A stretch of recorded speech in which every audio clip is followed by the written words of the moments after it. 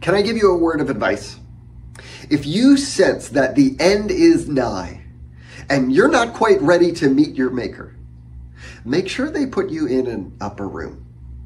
In Acts 9, Tabitha, also known as Dorcas, was laid in an upper room. Peter showed up. He raised her from the dead. In 1 Kings 17, a widow's son had died. Elijah took the boy upstairs and brought him back to life. In 2 Kings, Elisha raised the Shunammite son who had been placed in Elisha's bed in the small upper room that had been made for him. King Ahaziah fell through the lattice in his upper room. Might have recovered in that same room had he not acquired the god of Ekron instead of the Lord. Clearly, I'm teasing. Jesus' raising of the man in the town of Nain, Jairus' daughter, Lazarus, along with his own resurrection, are all ground floor events. I guess it's not the location, but the action that matters. Nonetheless, it is hard to imagine that connections wouldn't have been made between Peter and Paul and the prophets of old. We're getting ahead of ourselves. Acts 20, verse 7 begins on the first day of the week. When we met to break bread, Paul was holding a discussion with them. Since he intended to leave the next day, he continued speaking until midnight. For many reasons, we suspect that Luke is following the Roman conception of time rather than a Hebraic one, which makes this the first day of the week, or Sunday.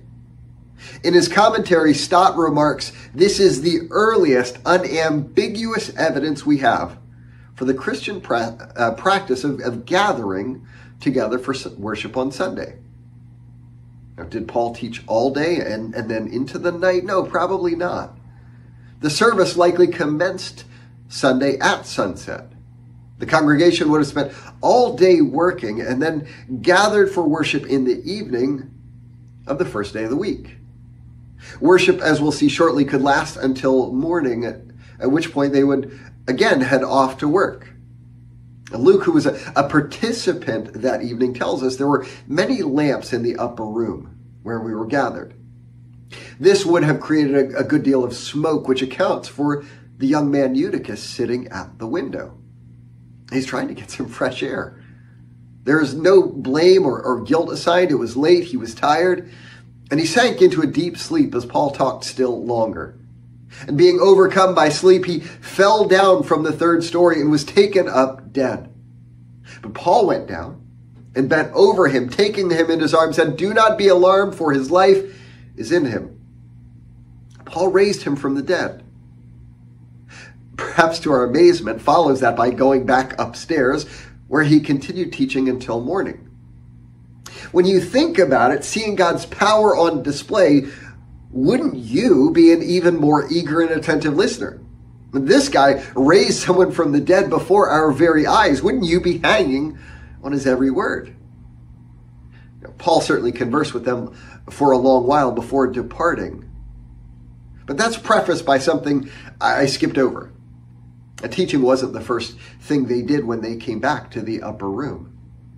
Luke tells us that Paul had gone up and had broken bread and eaten, meaning that they observed the Lord's Supper together. In Corinthians, Paul concludes his instructions on the supper with the words, "For whenever you eat this bread and drink this cup, you proclaim the Lord's death until he comes." As Eutychus was raised from the dead, what better response than remembering the death and resurrection that made it possible?